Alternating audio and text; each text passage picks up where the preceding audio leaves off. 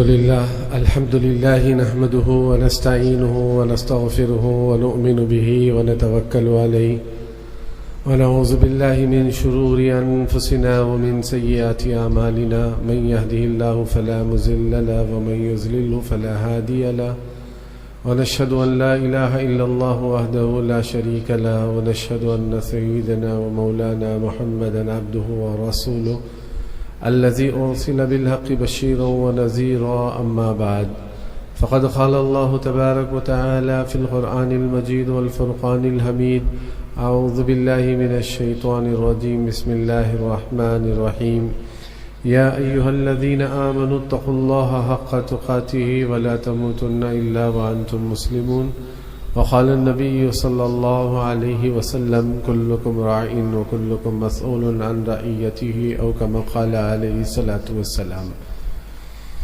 میرے محترم معزز عزیز دوستوں بزرگوں، اللہ رب العزت کا بہت ہی بڑا فضل اور کرم، اللہ رب العزت نے ہم تمام کو حضور پاک صلی اللہ علیہ وسلم کی امت میں پیدا فرمایا، اور اللہ تبارک و تعالیٰ کا بڑا مزید احسان اور اس کا کرم، اللہ نے ہم تمام کو فطرت اسلام پر پیدا کیا، اس پر باقی رکھا۔ اللہ تعالیٰ سے دعا فرمائے اللہ موت کی آخری سانس تک اللہ ہمارے ایمان کو سلامت رکھے، اللہ ہماری ایمان کی حفاظت فرمائے، اور اللہ ہمارا خاتمہ بالخیر فرمائے۔ میرے محترم عزیز دوستوں، یہ وہ زمانہ ہے جو فتن کا زمانہ کہلاتا ہے۔ بہت سارے فتنے ایسے آئیں گے جیسے بارش کے خطرات ہوتے ہیں، اور وہ فتنوں کے اندر آدمی لگے گا، اس فتنوں کے پیچھے آدمی چلے گا تو پھر وہ اپنا ایمان بھی ضائع کرے گا اور اعمال سے بھی دور ہو جائے گا۔ یہ مجالسیں اور یہ بار بار جوڑنا اور یہ دعوت و تبلیغ کی محنت، اور اسی طریقے سے آپ حضرات کے سامنے یہ بار بار مذاکرے اس لیے کیے جاتے ہیں کہ ہم اپنی موت سے پہلے اپنی زندگی کو ایسی صاف ستھری زندگی بنا لیں کہ ہمارا ایمان سلامت رہے، ہمارے ایمان کی حفاظت ہو جائے، اور آخری بات یہ ہے کہ ہمارا خاتمہ ایمان پر ہو جائے۔ ایک تو ہے ایمان کو بچانا، اور پھر اسی ایمان کو باقی رکھتے ہوئے قبروں میں چلا جانا۔ اسی لیے اللہ تعالیٰ قرآن مجید کے اندر ارشاد فرماتے ہیں یا ایھا الذین آمنوا اتقوا اللہ حق تقاتہ، اے ایمان والوں اللہ سے ایسے ڈرو جیسے اللہ سے ڈرنے کا حق ہے۔ اور آگے یہ بیان کیا گیا کہ تمہاری موت اسلام پر آئے۔ یہ بہت بڑی بات ہے کہ آدمی دنیا سے جا رہا ہو تو وہ ایمان پر باقی رہے، ایمان پر رہا ہی تو جنت میں جائے گا، اگر ایمان ہی نہ رہے تو وہ آدمی جنت میں کہاں جائے گا۔ تو یہ فتن کے زمانے میں اپنے آپ کو ایمان پر باقی رکھنا یہ بہت ہی ضروری بات ہے۔ بہت سارے فتنے کے دروازے کھلے ہیں، بہت سارے افراد وہ ہیں جو آج ہمارے ایمان پر ڈاکہ ڈالنے کے لیے بازاروں تک آ چکے ہیں۔ بلکہ آپ کو میں کیا بتاؤں کہ ہمارے جانے سے پہلے باطل ہمارے گھروں تک پہنچ چکا ہے۔ حتیٰ کہ آپ کو ایک بات یہ بھی بتا دوں کہ بنگلور کی ایک مسجد ہے، مسجد کے اندر مسجد وار جماعت بھی بیٹھتی ہے، 5 وقت اذان بھی ہوتی ہے، نماز بھی ہوتی ہے، جمعہ بھی ہوتا ہے، مکتب بھی چلتا ہے، مگر دیکھا گیا کہ ممبر پر جو ہے عیسائیوں کے پامپلیٹ رکھے ہوئے تھے۔ فرماتے کہ ہمارے گھر تو دور کی بات، اب اللہ کا گھر بھی نہیں بچ رہا ہے۔ میں آپ کو اس لیے انشاءاللہ باتیں ہمارے بڑوں کی طرف سے آپ کے سامنے آئیں گی کہ بھئی اس فتن کے زمانے میں اپنے ایمان کی حفاظت اور اپنے بچوں کی تربیت اور اپنے بچوں کو کس ماحول کے اندر کس طریقے سے اپنے بچوں کی تربیت کرنا، یہ ساری باتیں آپ کے سامنے آئیں گی۔ مگر حضرت کے آنے سے پہلے کچھ باتیں میں آپ کے سامنے عرض کر رہا ہوں، تو عرض کرنا یہ ہے کہ آئیں گے، اس لیے حضور پاک صلی اللہ علیہ وسلم نے ارشاد فرمایا ایک زمانہ میری امت پر ایسا بھی آئے گا کہ آدمی صبح کرے گا ایمان کی حالت میں مگر اس کی شام کفر پر ہوگی، اور آدمی سوئے گا ایمان کی حالت میں مگر اس کی صبح کفر پر ہوگی۔ اب رات میں سونے والا بھی فتنے سے نہیں بچ سکتا تو وہی جاگنے والا کیسے فتنے سے بچے گا؟ اندازہ لگا کر دیکھ لیجئے۔ اور آگے کی بات اللہ کے نبی پاک صلی اللہ علیہ وسلم نے ارشاد فرمایا میری امت پر ایسا زمانہ آنے والا ہے کہ جیسے پانی یعنی کنویں جیسے سوکھ جاتے ہیں پانی سے، پانی جیسا کنویں میں پانی ہوتا ہے وہ سوکھ جاتا ہے، ایک فتنوں کا دروازہ ایسا، فتنوں کے راستے ایسے آئیں گے کہ امت کے دلوں سے ایمان سوکھ جائے گا۔ اور آگے اللہ کے نبی پاک صلی اللہ علیہ وسلم نے ارشاد فرمایا کہ ایک زمانہ ایسا بھی آئے گا جیسے کپڑوں کے بیل بوٹے ہوتے ہیں، اس پر رنگ چڑھا ہوتا ہے، بیل بوٹوں پر رنگ ہوتا ہے، بار بار کے دھونے کی وجہ سے تھوڑا کر کے اس کا رنگ کیسے نکل جاتا ہے، ایسے فتنوں کے راستوں سے آدمی کے دل سے ایمان بھی نکل جائے گا۔ تو عرض کرنا مقصد یہ ہے کہ اپنے آپ کو کیسے باقی رکھنا، کس طریقے سے اپنے آپ کو باقی رکھ کر ہم چلیں گے، یہ آج بہت ضروری ہے۔ بار بار متوجہ کرایا جا رہا ہے، بار بار سمجھایا جا رہا ہے، کس شکل میں لوگ آئیں گے اور پتہ نہیں کیا باتیں کہیں گے، کیا طریقے سے آپ کو دین کہہ کر سمجھائیں گے، اور پھر آپ ان کے اس میں آ کر جو ہے وہ فتنے میں چلے گئے۔ آج ہزاروں لوگ گمراہ ہو گئے۔ کیا ہو گئے؟ آج ہزاروں لوگ، ایک دو افراد نہیں ہے، ہزاروں لوگ گمراہ ہو گئے۔ اور ہزاروں لوگوں کے اندر دیکھنے کا اگر پتہ چلتا ہے کہ بس اتنا ہے کہ دین سمجھ کر انہوں نے قبول کیا اور ایسے عقیدوں کو اپنی زندگی میں لے کر آئے جو عقیدے کی وجہ سے وہ بندہ کفر میں چلا گیا۔ تو اس لیے یہ بنیادی باتیں جو آپ حضرات کے سامنے بار بار کی جاتی ہیں کہ بھئی آج بہت ضروری ہے ایمان کی حفاظت اور اپنے بچوں کی تربیت، یہ بہت بڑا پہلو ہے، ورنہ تو ارتداد کا راستہ کھلا ہوا ہے۔ ابھی ہمارے یہاں پر ہم لوگ، ہماری جماعتیں جا رہی تھی تو ایک 3 دن کی جماعت بھی گئی تو اچانک ایک گاؤں کے 14 گھر ہیں، کتنے گھر ہیں؟ 14 گھر ہیں۔ ان 14 گھروں کے پاس جو ہے نا ملاقات کے لیے گئی تو پتہ چلا کہ 4 گھر کافر ہو چکے ہیں۔ ایک فرد نہیں ہوا، 4 افراد نہیں ہوئے بلکہ 4 گھرانے کیا ہو گئے؟ 4 گھرانے، وہ بھی 14 قریے ہیں، قریے میں 14 مسلمانوں کے گھر ہیں اور ان 14 گھروں میں سے 4 گھر کفر پر چلے گئے۔ اب اتنے شدت سے ہیں کہ واپس لوٹنے کے لیے تیار نہیں۔ اب اندازہ لگا لیے کہ بھئی کہاں سے کیا طریقے سے آ رہا ہے۔ مثال کے طور پر ہمارے یہاں بنگلور کے اندر ایک جماعت گئی، 3 دن وہ مسجد میں رہی، مسجد میں جیسے ہی رہی، انشاءاللہ وہ باتیں آپ کے سامنے آئیں گی، مختصر سنا رہا ہوں میں حضرت کے آنے تک۔ فرماتے ہیں کہ وہ جماعت گئی تو جماعت جا کر وہ جو مسجد کے ذمہ دار تھے، متولی تھے مسجد کے، اور بیچارے پہلے اذان سے پہلے مسجد آتے اور اذان کے نماز کے بعد پورے جانے کے بعد یہ اپنے گھر کو جاتے۔ ماشاءاللہ دیندار چہرے سے بھی نظر آتے تھے، بڑی دیندار نظر آ رہے تھے۔ ان جماعت والوں سے آ کر کہا یہ کلینک ہے، ڈاکٹر شاپ ہے، اس میں میرا بیٹا بیٹھا ہے، آپ ان سے بات کیجئے کہ وہ مسجد آئے، نماز پڑھے، قرآن پڑھے، آپ ان کو تھوڑا سا سمجھائیے۔ تو یہ جماعت گئی وہ ڈاکٹر سے بات کرنے کے لیے، تو اس ڈاکٹر کے پاس بیٹھ کر امیر صاحب نے آدھا گھنٹہ بات کیا۔ کتنے گھنٹے؟ آدھا گھنٹہ اس بچے کے اس ڈاکٹر کے سامنے بات کیا۔ تو ڈاکٹر نے وہ ساری باتیں سن کر پھر ایک جملہ کہا اس نے، وہ جملہ یہ تھا کہ جتنی دیر تم جس اللہ کے بارے میں بول رہے تھے وہ اللہ کو میں مانتا ہی نہیں۔ کہاں ہے دین؟ میں اسی لیے کہہ رہا ہوں کون سے، اگر محنت نہیں ہوئی، جیسے زمین پر محنت، مولانا یوسف رحمۃ اللہ تعالی علیہ فرمایا کرتے تھے، غور سے سنیں میری بات، مولانا صاحب رحمۃ اللہ تعالی علیہ فرمایا کرتے تھے، فرماتے ہیں کہ زمین پر آدمی محنت کرے گا، پیٹرول بھی نکلے گا، ڈیزل بھی نکلے گا، قیمتی چیزیں بھی نکلیں گے، اور اللہ ہر ضرورت کی چیزوں کے خزانوں کو زمینوں میں چھپا کر رکھا ہے۔ اللہ بہت سارے قیمتی خزانوں کو، ڈیزل نکالو، پیٹرول نکالو، سونا نکالو، چاندی نکالو، دھاتیں نکالو، بہت ساری چیزیں اللہ تبارک و تعالیٰ نے جو ہے زمینوں کے اندر چھپا کر رکھا ہے۔ شرط یہ رکھا ہے محنت کرو، محنت کرو گے پیٹرول بھی نکلے گا، ڈیزل بھی نکلے گا، سونا چاندی بھی نکلے گا، فرماتے ہیں کہ اناج بھی نکلے گا، بہت ساری قیمتی چیزیں نکلیں گی اس کے اندر۔ اگر آدمی محنت چھوڑ دے تو کیا ہو جاتا ہے؟ بنجر ہو جاتا ہے۔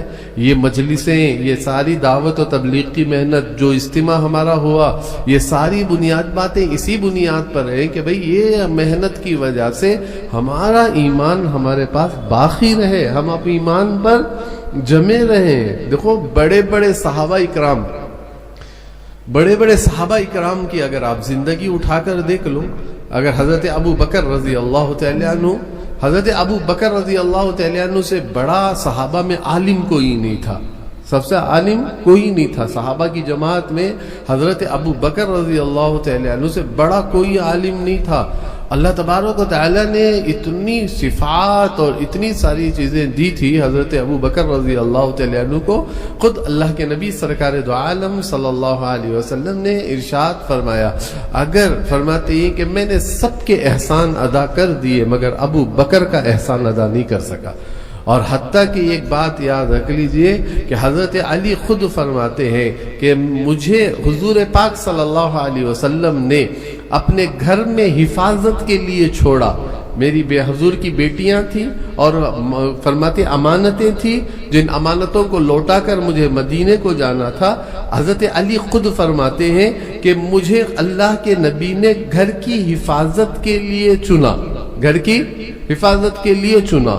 سب کو کہا آپ ہجرت کرو، سب کو کہا آپ مدینے پہ روانہ ہو جاؤ، کوئی رات میں نکلا کوئی دن میں نکلا۔ حضرت علی سے حضور نے کہا رک جاؤ، حضرت ابو بکر سے کہا رک جاؤ، فرماتے یہ نہیں کہا علی تم چلے جاؤ، ابو بکر تم چلے جاؤ، تم راستے سے جاؤ میں پھر آ جاؤں گا، یہ نہیں کہا، دونوں سے کہا کہ تم رک جاؤ۔ علی سے کہا تم گھر کی حفاظت کرو، امانتیں ہیں دے کر مدینے میں پہنچ جاؤ۔ تو فرماتے حضرت علی کہتے ہیں گھر کی حفاظت کے لیے علی کا انتخاب ہوا، نبی کی ذات کے لیے ابو بکر کا انتخاب ہوا کہ آپ ساتھ حضرت ابو بکر کو لے کر جائیں گے۔ اور اتنا بڑا مقام حدیثوں میں لکھا ہوا ہے کہ ایک وقت آئے گا کہ جب آخرت کا میدان ہوگا، اللہ کے نبی سجدے میں ہوں گے اور اپنے سر کو اٹھائیں گے، اللہ فرمائے گا نبی جی کیا ہے، اب میری امت کو میں حساب کے لیے پیش کرنے جا رہا ہوں۔ تو اللہ کے نبی سرکار دو عالم صلی اللہ علیہ وسلم حضرت ابو بکر کے پاس آئیں گے اور کہیں گے ابو بکر تم آگے بڑھو اللہ کے سامنے اور آگے بڑھ کر حساب پیش کرو، میری امت کا پہلا حساب دینے والے تم ہو۔ تو حضرت ابو بکر کہیں گے کہ ایمان لانے کے بعد کی تو زندگی کا حساب، اور جو ایمان سے پہلے نہیں لایا اس کا کیا حساب میں اللہ کو دوں۔ اور حالانکہ اسلام کے بعد تو ساری چیزیں معاف ہو جاتی ہیں، مگر دیکھو خوف ڈر، حضرت حضور پاک صلی اللہ علیہ وسلم فرمائیں گے نہیں تم جاؤ حساب دینے کے لیے۔ حضرت ابو بکر حساب دینے کے لیے آئیں گے تو اللہ کی ایک خاص تجلی حضرت ابو بکر پر ہوگی اور وہ بھی سجدے میں جائیں گے۔ تو کہا ابو بکر اپنے سر کو اٹھاؤ، تو سر کو اٹھائیں گے، اللہ اپنی خاص تجلی حضرت ابو بکر پر ڈالیں گے۔ تو بتاؤ کیا سطح کا ایمان حضرت ابو بکر کا ہوگا، مگر آخری وقت تک کبھی اس اطمینان میں نہیں رہے۔ دیکھو یہ مجمع کو میں کچھ سمجھانا چاہ رہا ہوں، صحابہ کی زندگی سے کچھ بات سمجھانا چاہ رہا ہوں، اس اطمینان میں نہیں رہے کہ بھئی فرماتے ہیں کہ میں مومن ہوں، میں کامل مومن ہوں، اس اطمینان میں نہیں رہے۔ ہمیشہ کہتے تھے کاش اللہ مجھے کوئی درخت بنا دیتا، کاش میری ماں نے مجھے جنا نہ ہوتا، اور کہتے تھے کہ کاش میں یہ آرام سے جو جانور بیٹھا ہوتا اس کا بال ہوتا۔ ایک دفعہ تو اما عائشہ رضی اللہ تعالی عنہ فرماتی ہیں میں ابو کو دیکھنے کے لیے اندر گھر میں داخل ہوئی تو بستر پر تھے، آخری ایام تھے، آخری وقت تھا حضرت ابو بکر رضی اللہ تعالی عنہ کا۔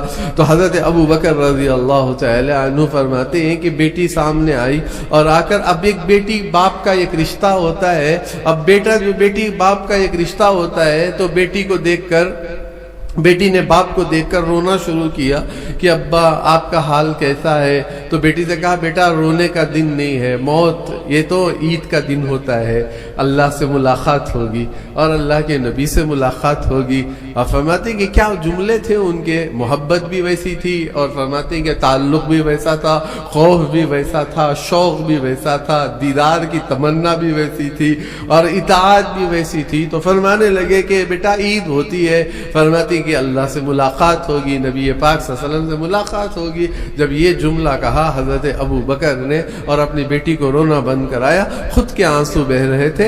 ابا سے پوچھا بیٹی نے ابا آپ کیوں رو رہے ہو؟ تو فرمایا بیٹا ڈر ہو رہا ہے۔ پوچھا کس بات کا ڈر؟ ابو بکر کو کس بات کا ڈر؟